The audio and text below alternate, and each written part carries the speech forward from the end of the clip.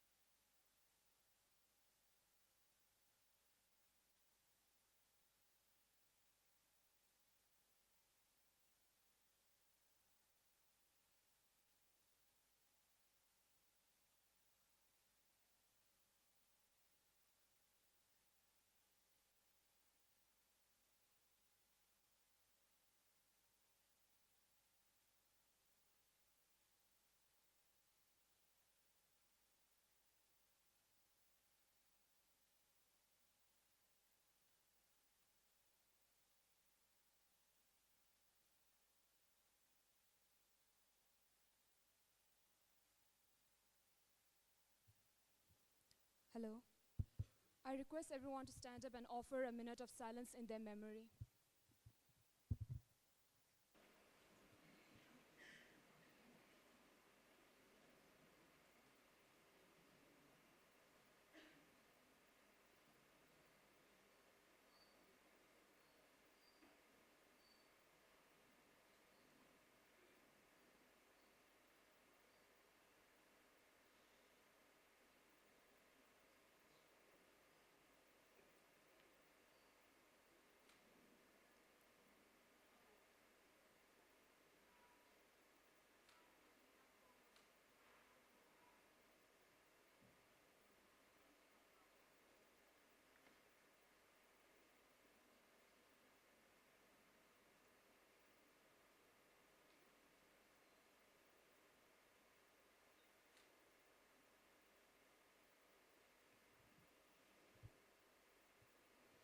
Thank you, everyone. Thank you, everyone. We now have a video message to the first international conference on the Tibetan performing arts from Sampo Jimmy Wangchen, born in 1927 in Utah, USA. He's the senior-most Tibetan musician in diaspora and Tibet, followed by a video message to the first international conference on the Tibetan performing arts from Dr. Marielle Helfer, born in 1928 in Paris, France. He is the senior-most Tibetan ethnomusicologist.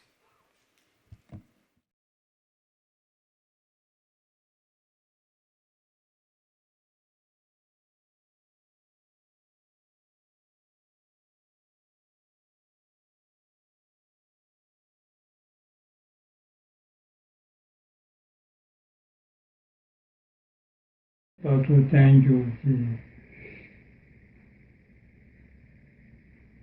Terina de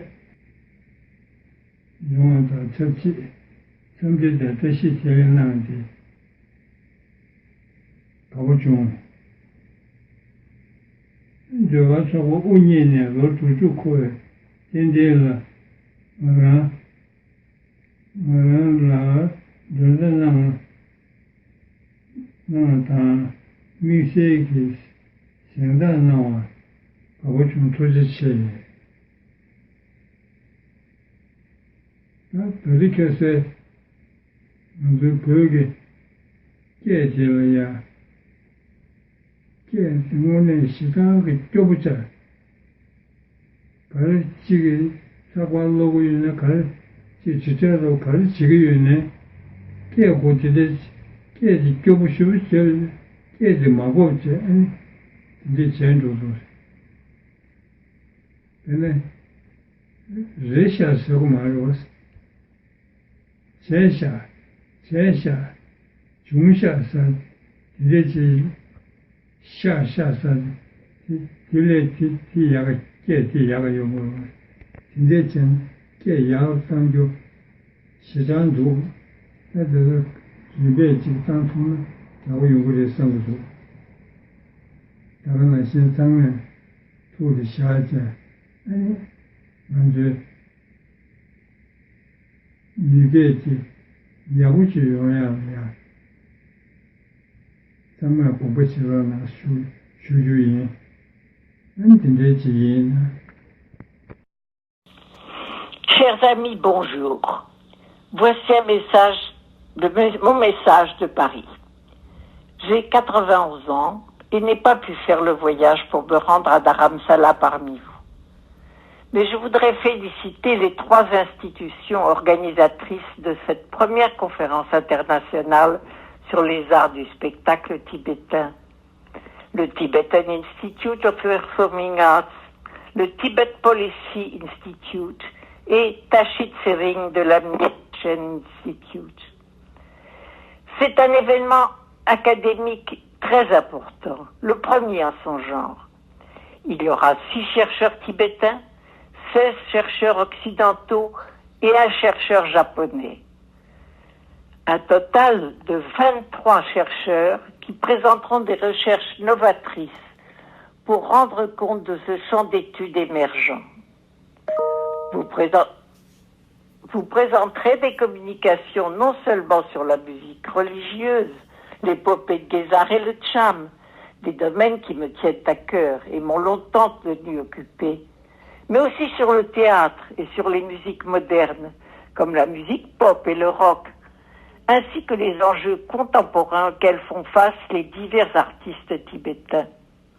J'aurais aimé être parmi vous pour pouvoir écouter et soutenir la relève, pour échanger avec vous tous, les chercheurs, et voir quelle forme prend ce champ académique consacré aux arts du spectacle. Mes amis françaises et belges sur place me tiendront au courant des résultats de vos réflexions. En tout cas, je vous souhaite à tous un colloque fructueux et je félicite encore les 3 institutions organisatrices de cet événement pour leurs efforts et pour le beau programme qu'ils ont mis en place. Tâchez-les. Et maintenant en anglais. Hello, this is a message from myself, Mireille Elfer, in Paris, France. I am 91 years old. Unfortunately, I have not been able to travel to Dharamshala, so I cannot be there with you all. But I would like to congratulate the 3 institutions that have organized the first ever international conference on the Tibetan performing arts. The Tibetan Institute of Performing Arts, the Tibet Policy Institute, and the convener Tashi Tsering from Amnyemachen Institute. This is a very important academic event, the first one of its kind. There will be 6 Tibetan researchers, 16 Western researchers, and 1 Japanese researcher. In total, 23 researchers who will present papers on a host of innovation topics that are witness to the strength of this emerging academic field. Your papers will be devoted not only to religious music, the Gezar epic and chant, this topic dear to my heart, and have kept me busy for a long time, but also to opera and modern music like pop music and rock, as well as to the contemporary predicaments of various types of Tibetan artists today. I would have so much liked to be with you today and listen to the young generation's contributions. I wish I were able to exchange ideas with all researchers present, and I wish I could see how this emerging academic field of Tibetan performing arts is shaping up with you all. My French and Belgian friends who are at the conference will keep me abreast of your discussions. I wish you all a very successful conference, and once again, I deeply congratulate the Tibetan Institute of Performing Arts, the Tibet Policy Institute, and Tashi Tsering for all their efforts and for the beautiful program that they have put together. Tashi Dili.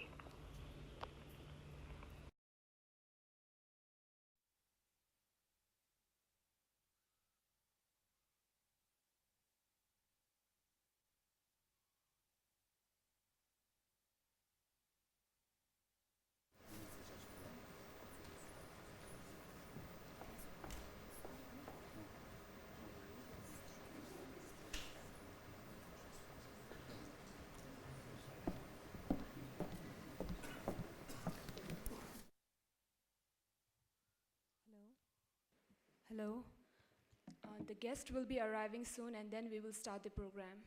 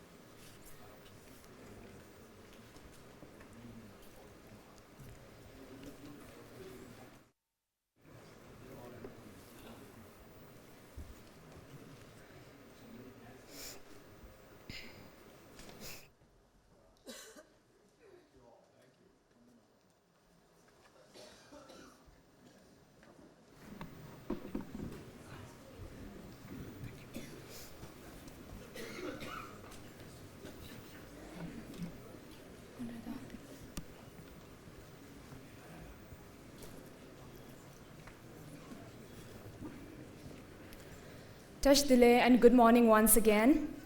Today we are gathered here for the first international conference on Tibetan performing arts in commemorating the 60th anniversary of Tibetan Institute of Performing Arts.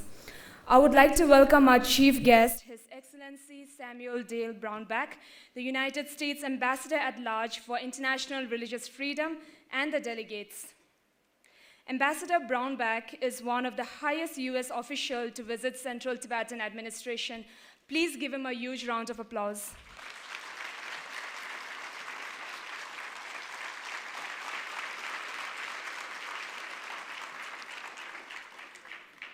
I now request Mr. Nawang Yonten, Director of Tibetan Institute of Performing Arts, to deliver the welcome address.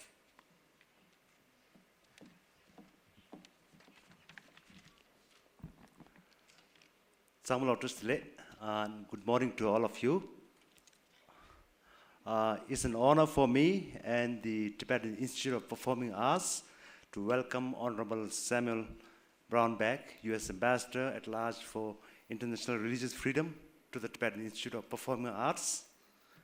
We are hosting this first international conference on Tibetan Performing Arts in partnership with Tibet Policy Institute and sponsored by the Central Tibetan Administration through USAID. This conference is a very important part of our Institute's 60th anniversary celebration, and we are very grateful and very fortunate that His Holiness the Dalai Lama will bless our Institute tomorrow morning. The proceedings and outcome of this conference shall be very informative for our artists and also other research fellows who are interested in Tibetan performing arts and music. I wanted to acknowledge that it's remarkable to bring all the experts on Tibetan arts and music at one place in Dharamshala for this conference. And for this, I wanted to thank Tibet Institute Policy Deputy Director Tenzin Lekshila and Amyamachi Institute Director, Mr. Tashit Singh. And I wish all the participants of this conference coming from different parts of the world for this conference a very wonderful time in Dharamshala during the conference. I also wanted to acknowledge our special thanks goes to the President of the CTA for his ideas and guidance throughout the preparation of this conference. And in closing, I wanted to thank again Honorable Samuel Brownback for visiting this institute and being a chief guest of this first ever international conference on Tibetan arts and music. Thank you all very much.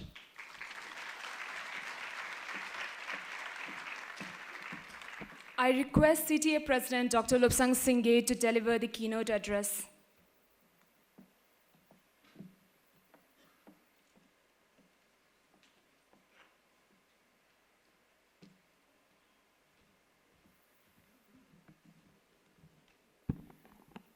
His Excellency Ambassador Brownback and the members of the delegation of United States government, and I would like to acknowledge my cabinet colleagues who are here, and also the secretaries of various departments of CTA, and international delegates who have come all the way to participate in the first ever international conference of Tibetan Performing Arts in partnership with the Tibet Policy Institute. And I'm so happy to see former artists of TIPA who have come back home. And since yesterday, I've been meeting some of them.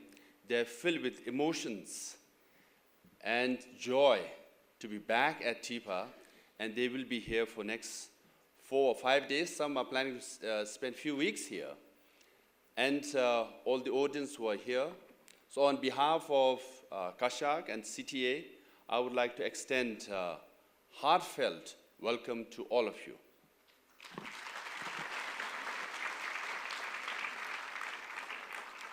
First, I would like to extend our apology because the program was supposed to start at 10 a.m., but the audience, His Holiness was in very good mood this morning, even though the public audience started at 8:45, and it lasted till 10, and audience with Ambassador Brownback went on and on for an hour and 15 minutes or so. So I think we were a little delayed. I hope you will forgive us. It's for a good cause. I want to thank Ambassador Brownback for being here, because this journey took a bit of complicated route. I think the karmic connection was not that clear, but Ambassador worked so hard. He pushed from Washington, D.C., and we pushed from Dharamshala and Delhi. Finally, on Wednesday, Ambassador got his visa to come to India, and then he pushed very hard within the State Department and the White House to clear his speech. So in the last 3 days, everything fell in place. So that means, I think, Ambassador, you are bound to be here. That's the karmic connection. So we want to really thank Ambassador for making all the efforts to specifically come to Dharamshala to be with us.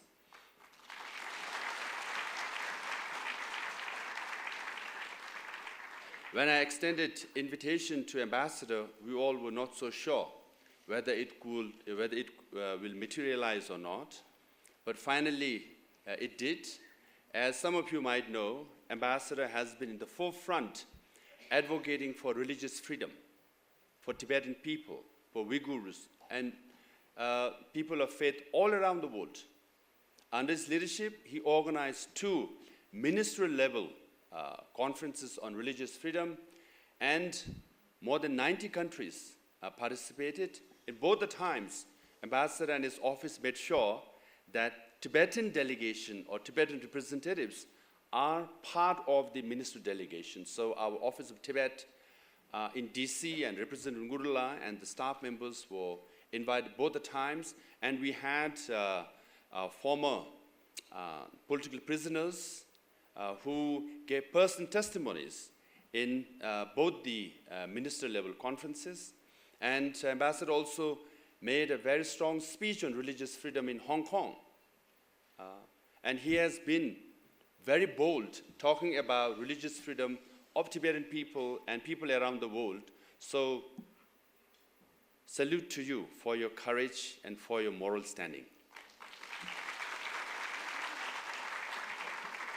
And I would like to also thank the U.S. government, particularly, U.S. government, the president.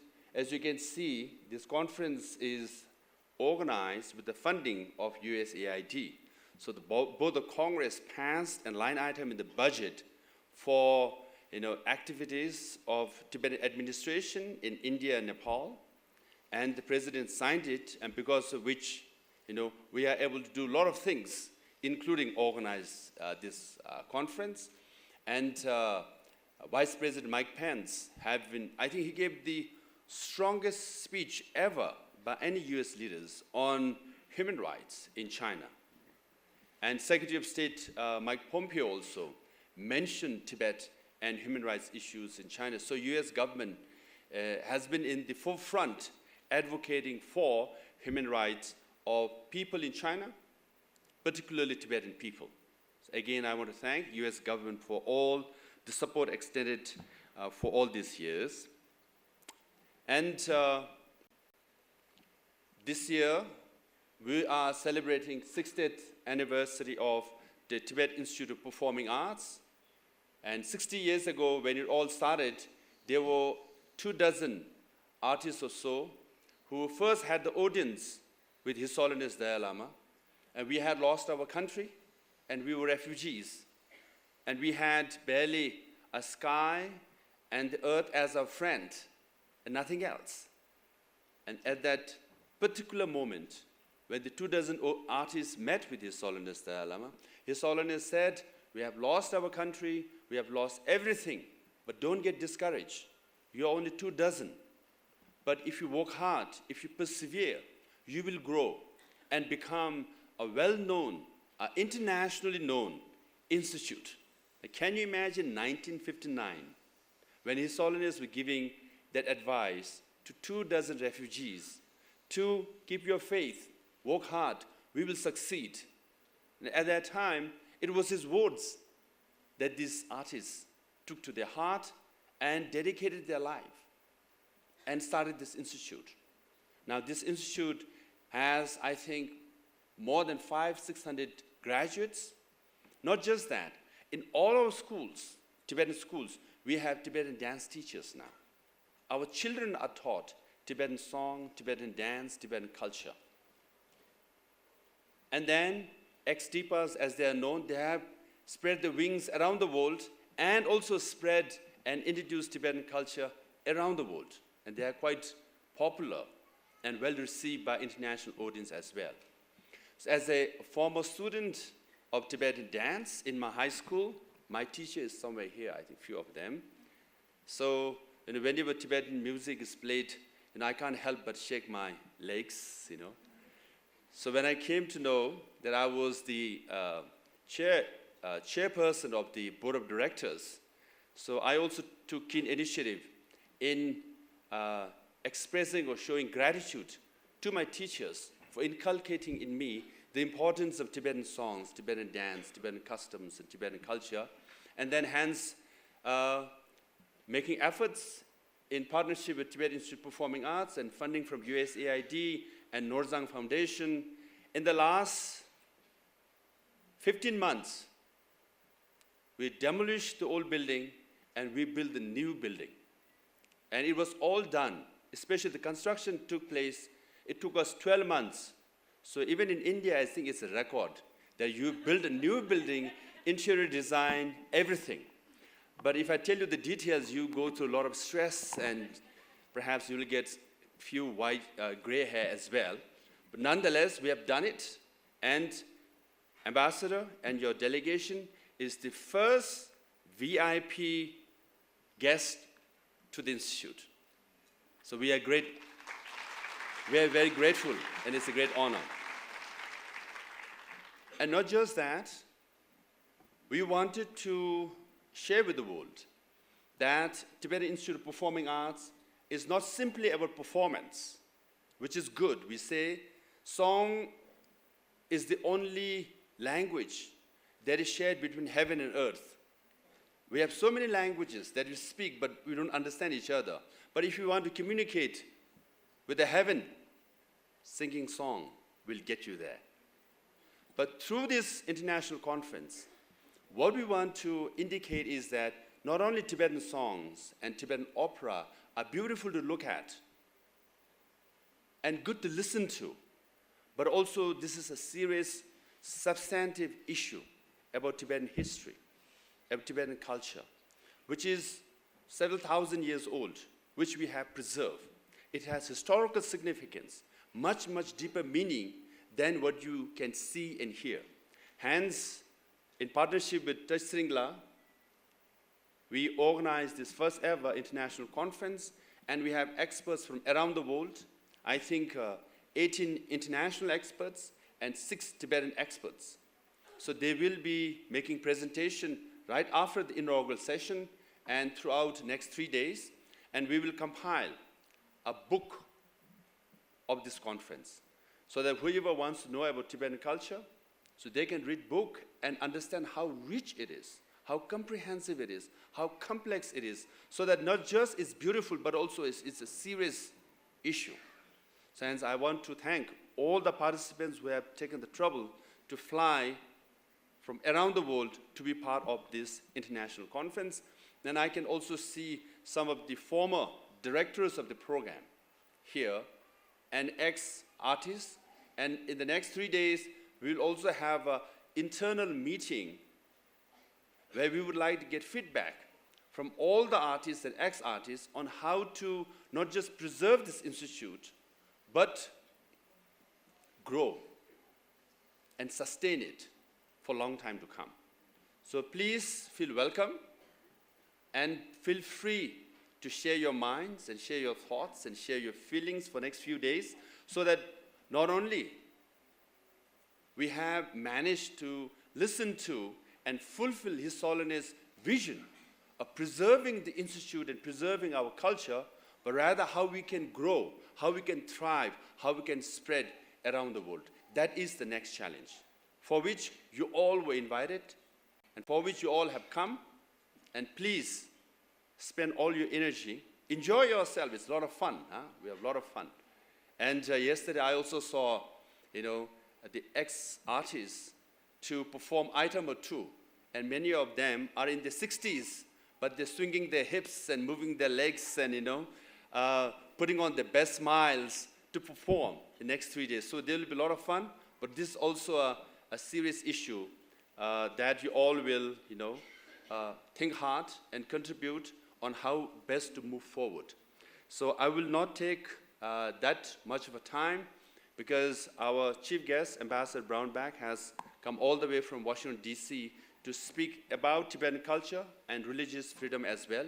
Let me end by making a little political, because after the occupation of Tibet, the first thing the Communist China and the People's Liberation Army wanted to, and they did, was to destroy Tibetan civilization. 98% of Tibetan monasteries and nunneries were destroyed. 99.9% of monks and nuns were disrobed.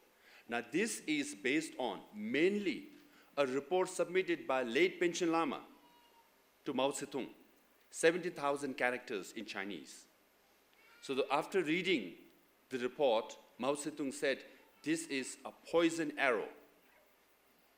He didn't like the report because Panchen Lama was complaining about all the destruction of monasteries and disrobing of monks and nuns that was taking place after the occupation of Tibet, even though Chinese government still claims occupation of Tibet to be a peaceful liberation. That report clearly showed it was not peaceful, it was very destructive. Now this report is very important because he submitted the report in 1963. Because when you meet Chinese and talk to them, they say, yes, monasteries and institutions were destroyed all over China during the Cultural Revolution. But Cultural Revolution started in 1965 onwards to 1973 to 75. But the Panchen Lama's report was submitted in 1963, 2 years before the Cultural Revolution, meaning 98% of monasteries and nunneries were destroyed before Cultural Revolution even started. So that means the design of the Chinese government was to destroy our faith, destroy our civilization, destroy our customs and culture, because Tibetans were made to wear Mao suits. So our dresses were also banned. So clearly, that was the effort. And when we came to exile, under the leadership of His Holiness Dalai Lama, we really didn't have anything, but brick by brick, we rebuilt all the major monasteries in exile, mainly in India. And we rebuilt this institute. We rebuilt our Tibetan Medicine Institute. All these were rebuilt. In 60 years, we have managed to preserve this institute, also Tibetan medicine, and most importantly, revive Tibetan Buddhism, our faith in exile. In 60 years, also Buddhism is back in Tibet in personal and social capacity. The government policy is to still destroy, demolish, and discourage. As we speak, Larungar Monastery was destroyed. Up to 20,000 monks and nuns, it was reduced to 10,000, further divided into academic and spiritual section with 200 Communist Party members full-time to monitor the ins and outs of Larungar Monastery. Yashingar Nunnery, with 5,000 to 6,000 nuns, was destroyed just this year. And if you can Google the photograph, half of Yashingar Nunnery is gone. And they put some, green plastic over it so it looks green. And how many nuns committed suicide? Of 153 self-immolations, there were many monks and nuns, youth, who committed self-immolation. They burned themselves. Tibetan administration will discourage self-immolation consistently and categorically, but it's still happening because they're saying occupation is unacceptable. Repression is unbearable. Our faith is being destroyed, demolished, and discouraged. This is all we have. So the struggle of Tibetans in Tibet continues. So that's why Freedom House comes out with Freedom Report every year, Freedom Index every year. For 4 years in a row, they have listed Syria as the least free region in the whole world. And everybody knows about Syria. But how many of you know that Tibet was listed as the second least free region in the whole world for 4 years in a row? The situation of Tibet is grave. The situation in Tibet, Tibetans is very serious. So hence, we really appreciate all the international participants who have come here to share your thoughts and share your scholarship and knowledge about how rich Tibetan culture was, is, and should remain so. And in that context, I really appreciate Ambassador Brownback for being here, because as far as Tibetan administration is concerned, we extended invitation to you, and you are, I think, if not the highest, one of the highest US officials to have visited Dharamshala. Your presence sends a message that religious freedom is universal. Human rights is inherent, and democracy is inevitable. And by your presence, you are sending a message to Beijing. I think they will hear it loud and clear, that I am, that ambassador and US government is with the Tibetan people, for which we are very grateful. Because why? You are sending a message of hope and inspiration to Tibetans in Tibet, 6 million. Every day they're longing to hear a good news, a positive news. And person of your standing, a former governor, a former senator, a leader in the Republican Party, to be here, you are sending a very powerful and a right message to Tibetans inside Tibet, that there is hope, that we are with you. We will struggle with you till basic freedom of Tibetan people is restored, faith is granted as universal freedom. Thank you very much.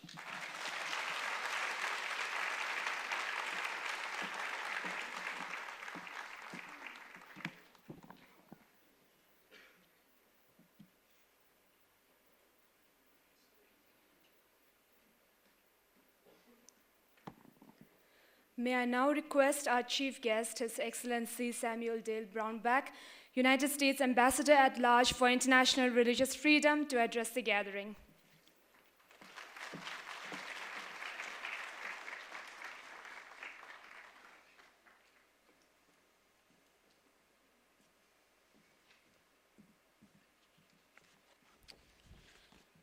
Thank you all very much. Again, my apologies too for being late here, and I guess maybe it just only fits everything I've had to fight to get here, that it would be late and difficult, and I'd also have a throat difficulty as well.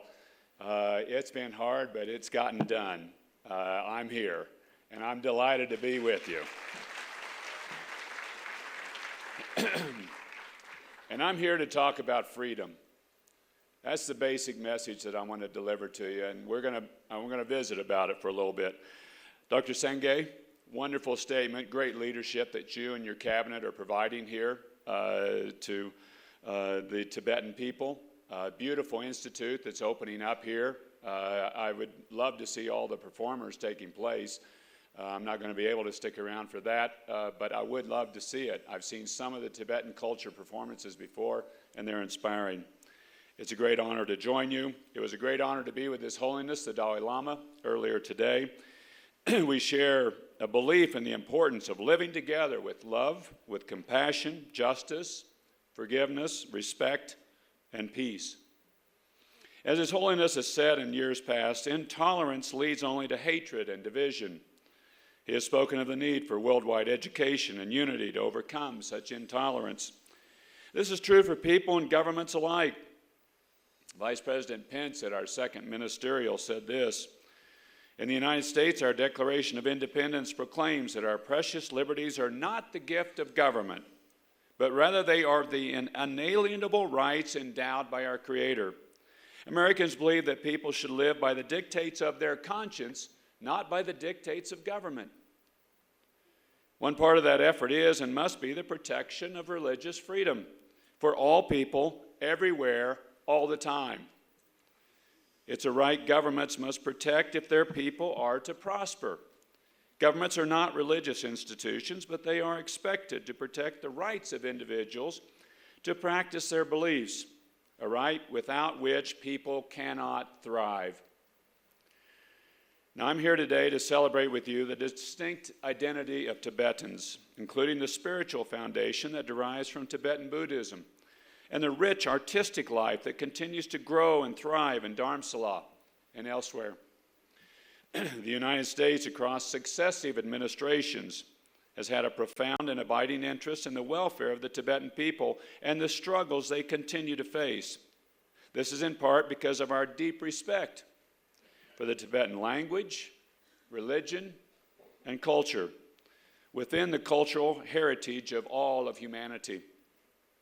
Tibetan culture is a treasure of humanity, and the threats it faces are an affront to the civilized world. We're also motivated by the strong bonds between the peoples of the United States and Tibet, bonds of affinity and mutual admiration, grounded in our shared respect of values of compassion, inclusiveness, and the rule of law. Even this morning, the Dalai Lama was saying again about the story of a gift of his pocket watch that he was given by President Roosevelt, sent when he was a boy. To the tens of thousands of Americans who visit Dharamshala on a regular basis in Bodh Gaya to study Buddhism under Tibetan lamas, the ties between Americans and Tibetans grow ever closer each year.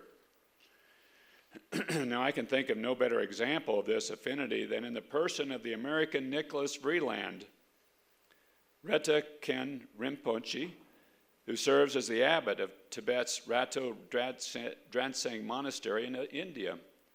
Tibet has embraced an American as one of your own, just as we embrace you. We also stand in solidarity with Tibet because we have learned from painful experience that where injustice is allowed to exist unchecked, oppression inevitably spreads and new abuses are perpetrated. We stand with the Tibetan people because their aspirations are just and the price of doing nothing, the price to the future of Tibetans, the price to our own national conscience, and the price to the world's communities of faith is too great to contemplate. I would urge the faith communities of Asia to heed this message. Where the practice of one religion can be restricted and abused, so too can and will others. When the most deeply held tenets of faith are subjected to political scrutiny and control in one place, they are not safe anywhere. I call on the Buddhist communities of Vietnam and Sri Lanka, of Mongolia and Thailand to understand what is happening to their Tibetan brothers and sisters. I call too, thank you. It's getting to you. I call too on the Christians and Muslim communities of Asia to bear witness to the struggle of their Tibetan brothers and sisters and to fulfill the calls inherent in their creeds to confront injustices.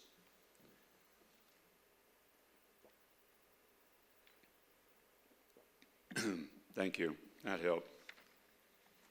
Yet history has always shown that repression by governments cannot stifle the spiritual aspirations of people. The Jewish diaspora has shaped the course of human experience despite enduring millennia of exiles and horrific persecutions during the Holocaust. The Catholic Church led the way in resisting communist oppression in Poland. And there is no greater symbol of that greatness of spirit than His Holiness the Dalai Lama, whose determination to lead his people on their chosen spiritual path in the face of great adversity has been an inspiration to the world.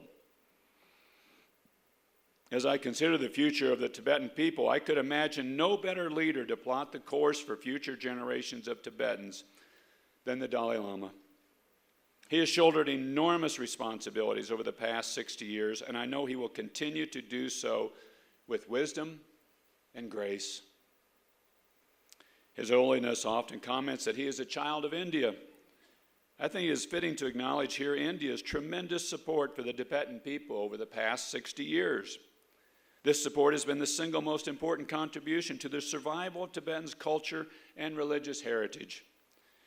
As you, the Tibetan community, stated during the commemorations of the 60th year of exile and last year, India, quote, saved the soul of the roof of the world.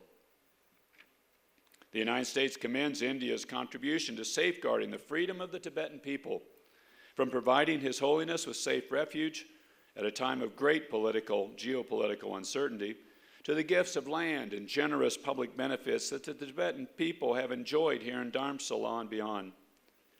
India's generosity will also be remembered as a gift to the world.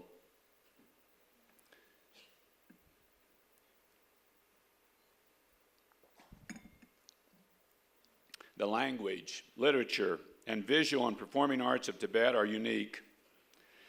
Now, kingdoms come and go, but cultures should be protected, unfettered, and unsuppressed by governments or parties, so that individuals are free to express themselves, to challenge the status quo, to dissent, to cry out in anger or in love, in expressions of faith. Tragically, those freedoms do not exist in Lhasa or other parts of the Tibetan Plateau, which makes this institute all the more necessary and important. The artistic and cultural legacy of Tibetans has its roots in ancient times and a recorded history dating back more than 2,000 years. Tibetans' links to their own history were violated in 1959 and also during the Cultural Revolution. Battered by the mass violence that Chinese revolutionary nationalists inflicted on the people, culture, and religion of Tibet, just like they did in other parts of China, unfortunately. Attempts to revise, restrict, and erase the unique artistic and cultural heritage of the Tibetans unfortunately continues today. But this heritage will not be destroyed. It lives on today in defiance, a beacon to the world as it has been for centuries.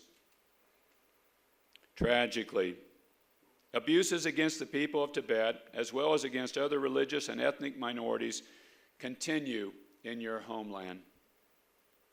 The U.S. State Department country reports on human rights and religious freedom have consistently highlighted severe repression of Tibetans' religious, cultural, and linguistic heritage by, among other means, strictly curtailing the civil rights of Chinese ethnic Tibetan population, including the freedoms of speech, religion, association, assembly, and movement. As a representative of the international community, the United States is deeply concerned about the CCP's escalating, widespread, and undue restrictions on religious freedom. We call on the Chinese government to respect the human rights and fundamental freedoms of all individuals, everywhere, all the time. Many members of religious groups in China, including ethnic Uyghurs, Kazakhs, and other Muslims, Tibetan Buddhists, Catholics, Protestants, and Falun Gong, face severe repression and discrimination because of their religious beliefs. And we're deeply concerned over attempts to exert Chinese Communist Party influence in monasteries where banning Tibetan children from participating in religious activities exist. Beijing has long interfered in the succession process for spiritual leaders in Tibet, most egregiously when in 1995 the Chinese government abducted the 11th Panchen Lama when he was 6 years old, along with his parents. We call on the PRC government to release immediately the Tibetan-recognized Panchen Lama Gedhu Chiki Nima, or share the truth about his fate with the world. We stand with the people of Tibet as they seek to preserve their time-honored traditions, including their right to venerate religious leaders of their choosing. Earlier this month, at the third special general meeting in Dharamshala, Tibetans from far and wide underscored the right of the Dalai Lama and other Tibetan leaders to identify and recognize a successor to His Holiness, and rejected efforts by Chinese authorities to interfere in that process. Let me be clear. The United States shares that view.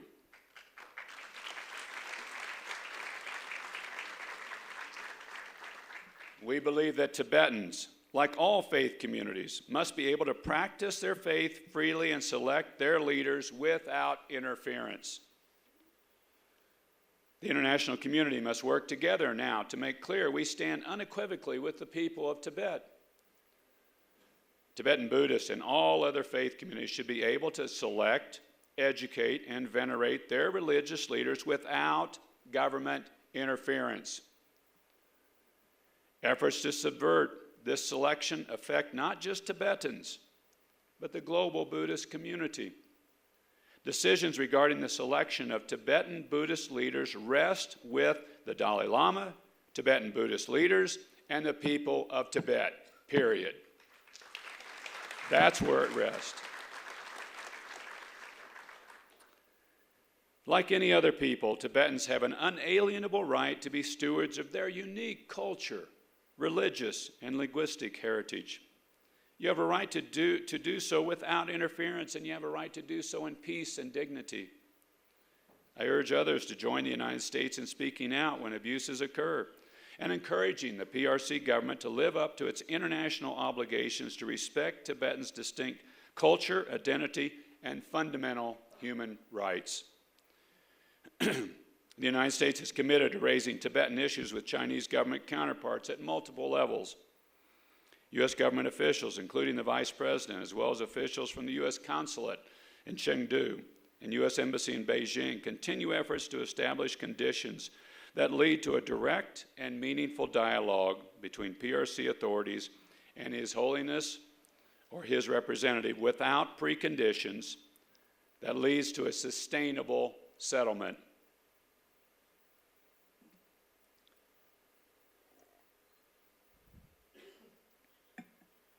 The United States continues to urge the PRC government to change its policies in Tibetan areas that have created this tension, to respect and preserve the distinct religious, linguistic, and cultural identity of the Tibetan people, and permit Tibetans to express their grievances freely, publicly, peacefully, and without fear of retribution. We strongly urge the PRC government to protect the internationally recognized right to religious freedom to all individuals and to respect the human rights of members of all religious groups in accordance with China's human rights commitments. Doing so will further peace, stability, security in China and among its neighbors. Through all of our efforts, we are chasing a very simple but important dream, that one day all peoples around the world will be able to worship freely and believe what they want. We want the rest of the world to join us to achieve this goal. And that's why I've come here today, is to further that goal.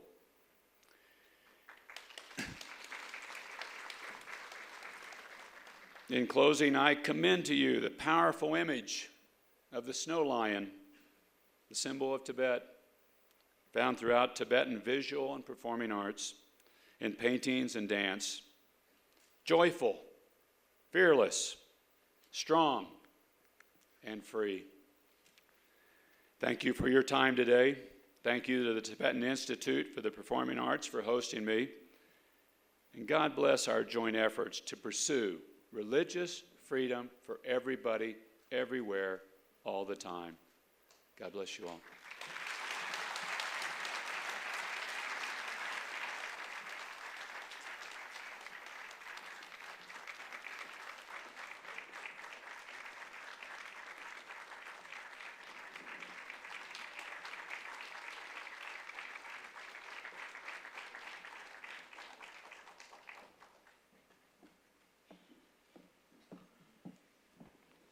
We now have a welcome song and a dance performance by the artist of Tibetan Institute of Performing Arts.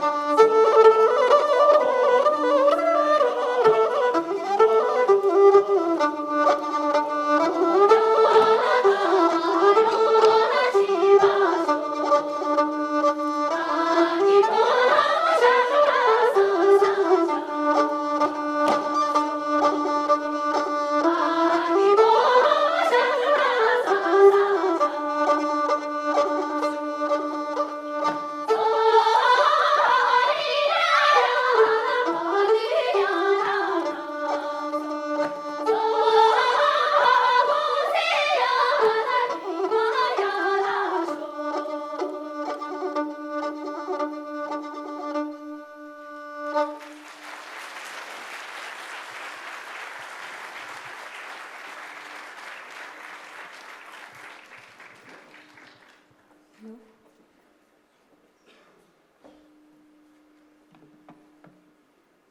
I now request the Director of Tibet Policy Institute, Mr. Tsewang Gyalpo Arya, to address the vote of thanks.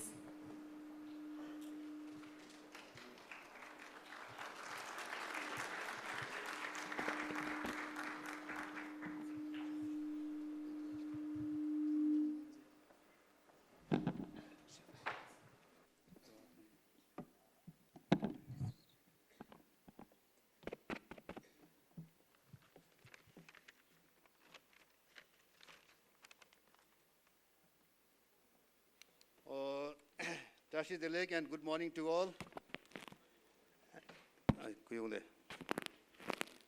Honorable Chief Guests of the events, His Excellency Samuel Dale Brownback, the U.S. Ambassador at Large for International Religious Freedom, and his entourage member, Sichong President Dr. Lobsang Sangye of Central Tibetan Administration, and his cabinet members, honorable ministers,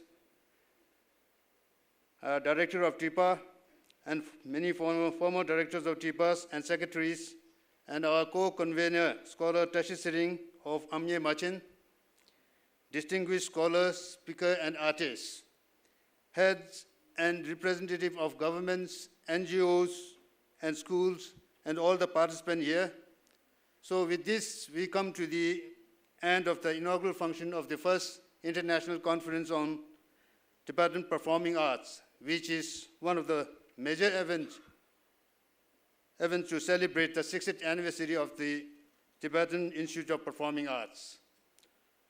I would like to convey a word of thanks to all those who have made this event or function great and successful, and I would like to request you all to be generous in giving them a big hand.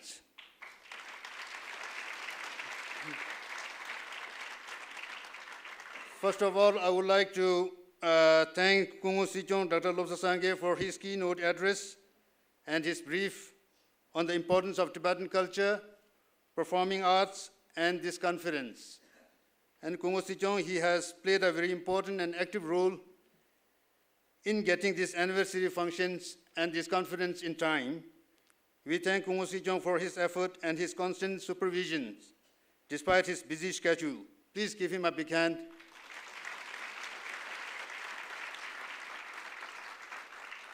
And we have TIPA Director Ngawangla for his welcome speech, and the teachers, staff, and artists of TIPA who have worked very hard to make this event happen.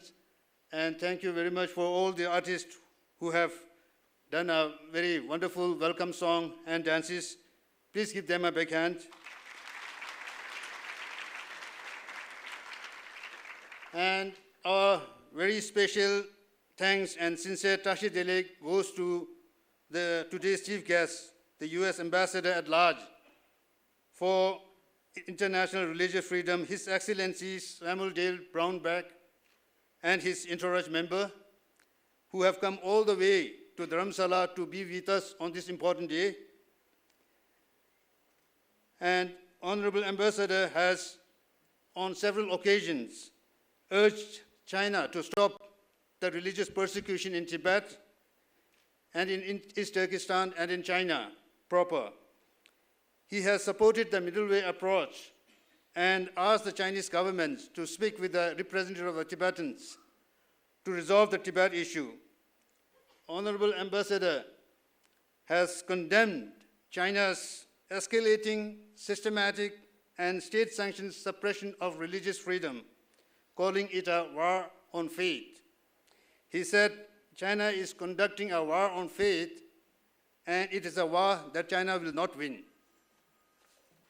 I thank him for his support and his encouraging words today, and on behalf of all the Tibetans in and outside Tibet, would like to thank him and his team for being with us and for their continued support. Please give His Excellency and the staff a standing ovation.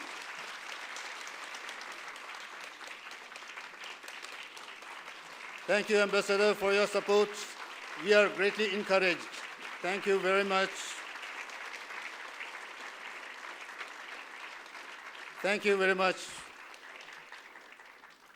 And yeah, we have, and I would like to thank scholar Tashi Sringla of Amnye Machen Institute and my colleague Lekshila, and scholar and staff of Tibet Policy Institute, our consultant and supporter, who have greatly contributed in organizing this conference and in designing the topics and the panel discussions. I thank them all for their hard work and the contributions. Please give them.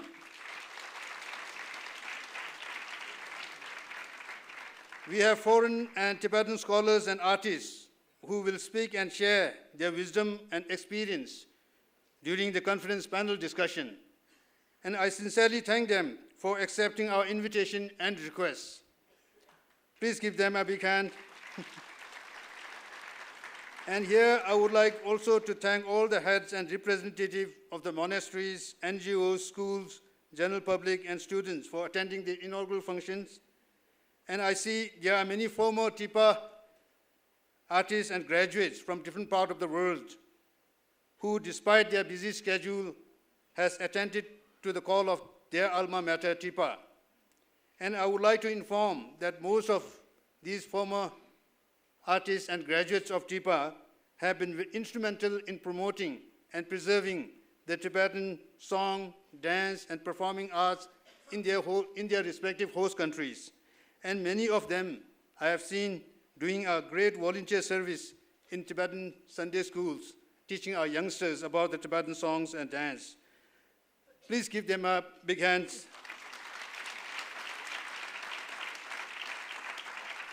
And most importantly, as we are all aware, however good the plan or project may be, and how hard we may work, but without financial support and resources, it's very difficult to achieve anything. For this, we sincerely thank USAID and Tibet Fund for making this first international conference on Tibet a success and possible. Please give them a big hand. So with this, I hope I have covered almost all, but it seems if I have missed any, to them I offer my sincere apology, and at the same time would like to thank them sincerely. Lastly, I pray for the long and healthy life of His Holiness the Dalai Lama, and may the sunshine of freedom come to Tibet, and may the Tibetans in and outside Tibet get united at the earliest, and may this conference on Tibetan performing arts be successful and open many doors to enrich our culture and our struggle for freedom in our homeland, Tibet. Thank you very much.